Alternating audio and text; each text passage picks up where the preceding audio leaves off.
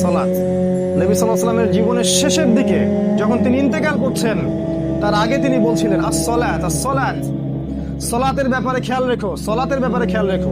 ওয়া মা মালাকাত আইমানিকুম, তোমাদের যে তোমাদের হাতে, তোমাদের আন্ডারে যে নিসা মহিলারা আছেন তাদের ব্যাপারে খেয়াল রেখো। শেষ ওসিয়ত সালাত আস-সালাত।